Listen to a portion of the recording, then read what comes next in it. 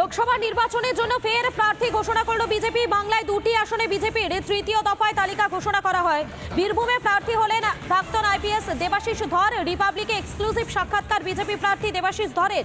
গরু পাচার, কয়লা পাচার সহ একাধিক ইস্যু নিয়ে সরব বিজেপি প্রার্থী।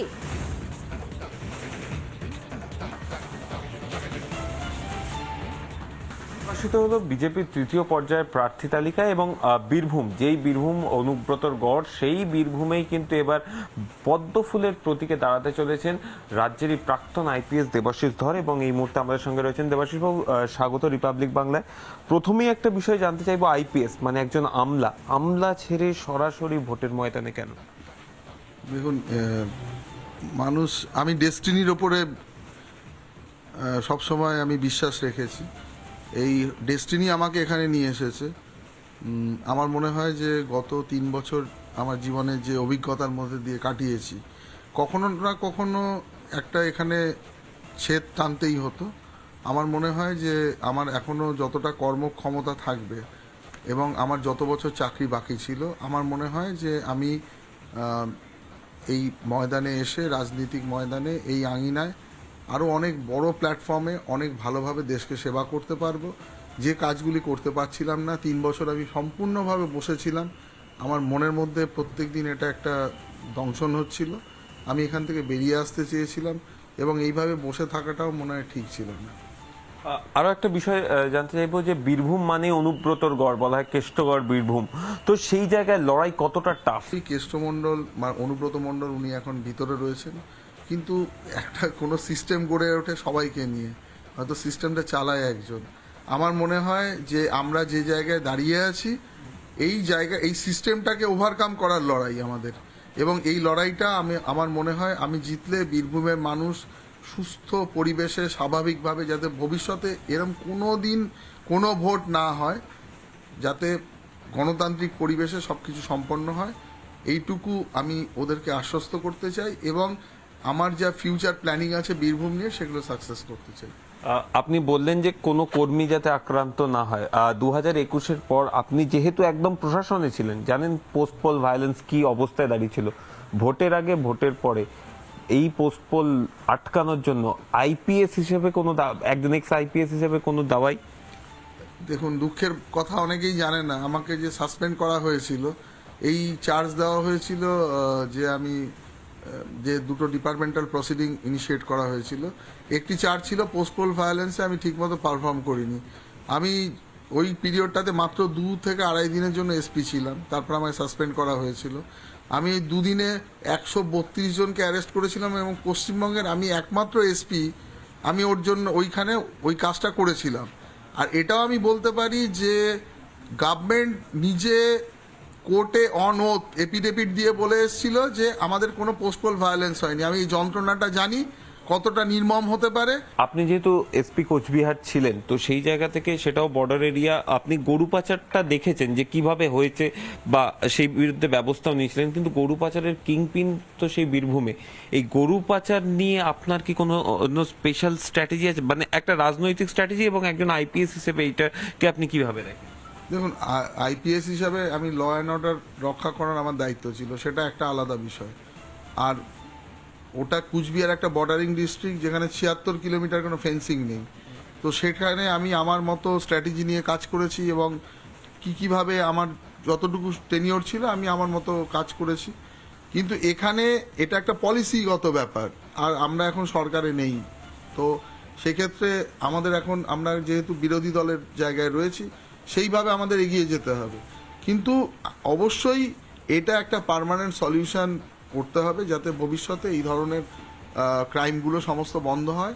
এবং সবথেকে বড় কথা হচ্ছে যে আমাদের যেটা অবশ্যই অর্থনীতি, একটা নিশ্চয়ই এখানে একটা প্যারালাল অর্থনীতি চলে, কিন্তু এটাও কখনো প্রমোট হওয়া উচিত না এই ধরনের, মানে চোরাচালান বা এই সমস্তর মাধ্যমে মানুষ সমৃদ্ধ হোক, যেখানে চাকরি নেই, বাকরি নেই, এই মানুষ সৎ পথে জীবিকা অর্জন করে যদি, আমার মনে হয় at the end of the day ডাল রুটিও খায়, সেটার সম্মানটা অনেক বেশি। ভোট লুট আমরা প্রত্যেকটি জিনিস প্রশাসনের কাছে তুলে ধরবো। ইলেকশন কমিশন ওটা রয়েছেন, মানে দে আর দি অবজারভার এবং দে আর দি ডিসিশন মেকার। ভোট পরিচালনার দায়িত্ব তাদের। এইরকম যে কোনো, আমি নিজে অবজারভার হয়ে দুটি রাজ্যে আমি দায়িত্বে ছিলাম, একবার লোকসভায় 2019-এ বিহারে আর একবার 2018-তে মিজোরামে। তো আমি কোথাও এরকম ঘটনা দেখিনি ভারতবর্ষে। বীরভূমের বিজেপি কর্মীদেরকে কি বার্তা দেবেন? দেখুন, আমি হয়তো অফিসিয়ালি ক্যান্ডিডেট, কিন্তু সকলে আমার সাথে একই জায়গায় একই প্ল্যাটফর্মে রয়েছে। এটা আমাদের বাঁচার লড়াই, এটা আমাদের সম্মান রক্ষার লড়াই, এটা আমাদের এই যে কুশাসন থেকে বেরিয়ে আসার লড়াই। ক্যামেরায় দীপঙ্কর কাঞ্জিলালের সঙ্গে অর্ণব মজুমদারের রিপোর্ট, রিপাবলিক বাংলা, কলকাতা।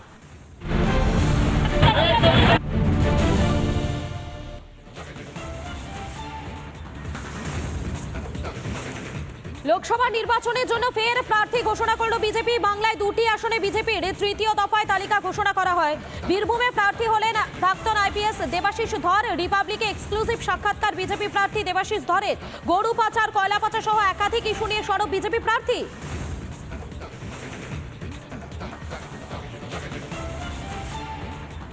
প্রকাশিত হলো বিজেপির তৃতীয় পর্যায়ের প্রার্থী তালিকা এবং বীরভূম, যেই বীরভূম অনুব্রতর গড়, সেই বীরভূমেই কিন্তু এবার পদ্ম ফুলের প্রতীকে দাঁড়াতে চলেছেন রাজ্যেরই প্রাক্তন আইপিএস দেবাশিস ধর। এবং এই মুহূর্তে আমাদের সঙ্গে রয়েছেন দেবাশিস বাবু, স্বাগত রিপাবলিক বাংলায়।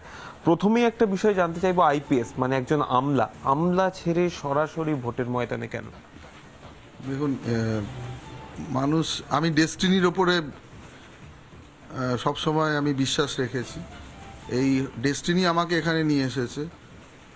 আমার মনে হয় যে গত 3 বছর আমার জীবনে যে অভিজ্ঞতার মধ্যে দিয়ে কাটিয়েছি, কখনো না কখনো একটা এখানে ছেদ টানতেই হতো।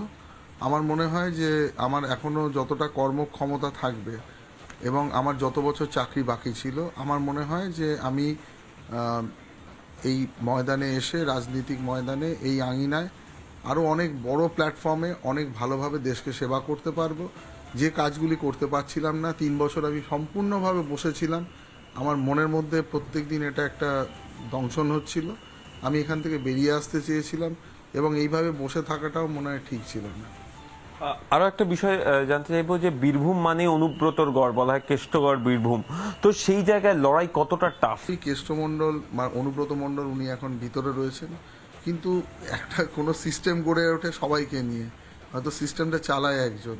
আমার মনে হয় যে আমরা যে জায়গায় দাঁড়িয়ে আছি, এই জায়গায় এই সিস্টেমটাকে ওভারকাম করার লড়াই আমাদের, এবং এই লড়াইটা আমার মনে হয় আমি জিতলে বীরভূমের মানুষ সুস্থ পরিবেশে স্বাভাবিকভাবে, যাতে ভবিষ্যতে এরকম কোনো দিন কোনো ভোট না হয়, যাতে গণতান্ত্রিক পরিবেশে সব কিছু সম্পন্ন হয়, এইটুকু আমি ওদেরকে আশ্বস্ত করতে চাই। এবং আমার যা ফিউচার প্ল্যানিং আছে বীরভূম নিয়ে, সেগুলো সাকসেস করতে চাই। আপনি বললেন যে কোনো কর্মী যাতে আক্রান্ত না হয়। 2021-এর পর আপনি যেহেতু একদম প্রশাসনে ছিলেন, জানেন পোস্ট পোল ভায়োলেন্স কি অবস্থায় দাঁড়িয়েছিল। ভোটের আগে, ভোটের পরে এই পোস্ট পোল আটকানোর জন্য আইপিএস হিসেবে কোনো একজন এক্স আইপিএস হিসেবে কোনো দাওয়াই? দেখুন, দুঃখের কথা অনেকেই জানে না, আমাকে যে সাসপেন্ড করা হয়েছিল, এই চার্জ দেওয়া হয়েছিল যে আমি যে দুটো ডিপার্টমেন্টাল প্রসিডিং ইনিশিয়েট করা হয়েছিল। একটি চার্জ ছিল পোস্ট পোল ভায়োলেন্সে আমি ঠিকমতো পারফর্ম করিনি। আমি ওই পিরিয়ডটাতে মাত্র 2 থেকে আড়াই দিনের জন্য এসপি ছিলাম, তারপর আমায় সাসপেন্ড করা হয়েছিল। আমি 2 দিনে 132 জনকে অ্যারেস্ট করেছিলাম এবং পশ্চিমবঙ্গের আমি একমাত্র এসপি, আমি ওর জন্য ওইখানে ওই কাজটা করেছিলাম। আর এটাও আমি বলতে পারি যে গভর্নমেন্ট নিজে কোর্টে অন ওথ এপিডেভিট দিয়ে বলে এসেছিল যে আমাদের কোনো পোস্ট পোল ভায়োলেন্স হয়নি। আমি এই যন্ত্রণাটা জানি কতটা নির্মম হতে পারে। আপনি যেহেতু এসপি কোচবিহার ছিলেন, তো সেই জায়গা থেকে, সেটাও বর্ডার এরিয়া, আপনি গরু পাচারটা দেখেছেন যে কিভাবে হয়েছে বা সেই বিরুদ্ধে ব্যবস্থাও নিয়েছিলেন, কিন্তু গরু পাচারের কিংপিন তো সেই বীরভূমে। এই গরু পাচার নিয়ে আপনার কি কোনো স্পেশাল স্ট্র্যাটেজি আছে, মানে একটা রাজনৈতিক স্ট্র্যাটেজি, এবং একজন আইপিএস হিসেবে এইটাকে আপনি কিভাবে দেখেন? দেখুন, আইপিএস হিসাবে আমি ল অ্যান্ড অর্ডার রক্ষা করার আমার দায়িত্ব ছিল, সেটা একটা আলাদা বিষয়। আর ওটা কুচবিহার একটা বর্ডারিং ডিস্ট্রিক্ট, যেখানে 76 কিলোমিটার কোনো ফেন্সিং নেই। তো সেখানে আমি আমার মতো স্ট্র্যাটেজি নিয়ে কাজ করেছি এবং কীভাবে আমার যতটুকু টেনিওর ছিল আমি আমার মতো কাজ করেছি। কিন্তু এখানে এটা একটা পলিসিগত ব্যাপার, আর আমরা এখন সরকারে নেই। তো সেক্ষেত্রে আমাদের এখন, আমরা যেহেতু বিরোধী দলের জায়গায় রয়েছি, সেইভাবে আমাদের এগিয়ে যেতে হবে। কিন্তু অবশ্যই এটা একটা পার্মানেন্ট সলিউশন করতে হবে, যাতে ভবিষ্যতে এই ধরনের ক্রাইমগুলো সমস্ত বন্ধ হয়। এবং সবথেকে বড় কথা হচ্ছে যে আমাদের যেটা অবশ্যই অর্থনীতি একটা, নিশ্চয়ই এখানে একটা প্যারালাল অর্থনীতি চলে, কিন্তু এটাও কখনো প্রমোট হওয়া উচিত না এই ধরনের মানে চোরাচালান বা এই সমস্ত মাধ্যমে মানুষ সমৃদ্ধ হোক, যেখানে চাকরি নেই বাকরি নেই, এই মানুষ সৎ পথে জীবিকা অর্জন করে যদি আমার মনে হয় at the end of the day ডাল রুটিও খায়, সেটার সম্মানটা অনেক বেশি। ভোট লুট আমরা প্রত্যেকটি জিনিস প্রশাসনের কাছে তুলে ধরবো। ইলেকশন কমিশন ওটা রয়েছেন, মানে দে আর দি অবজারভার এবং দে আর দি ডিসিশন মেকার। ভোট পরিচালনার দায়িত্ব তাদের। এইরকম যে কোনো, আমি নিজে অবজারভার হয়ে দুটি রাজ্যে আমি দায়িত্বে ছিলাম, একবার লোকসভায় 2019-এ বিহারে, আর একবার 2018-তে মিজোরামে। তো আমি কোথাও এরকম ঘটনা দেখিনি ভারতবর্ষে। বীরভূমের বিজেপি কর্মীদেরকে কি বার্তা দেবেন? দেখুন, আমি হয়তো অফিসিয়ালি ক্যান্ডিডেট, কিন্তু সকলে আমার সাথে একই জায়গায় একই প্ল্যাটফর্মে রয়েছে। এটা আমাদের বাঁচার লড়াই, এটা আমাদের সম্মান রক্ষার লড়াই, এটা আমাদের এই যে কুশাসন থেকে বেরিয়ে আসার লড়াই। ক্যামেরায় দীপঙ্কর কাঞ্জিলালের সঙ্গে অর্ণব মজুমদারের রিপোর্ট, রিপাবলিক বাংলা, কলকাতা।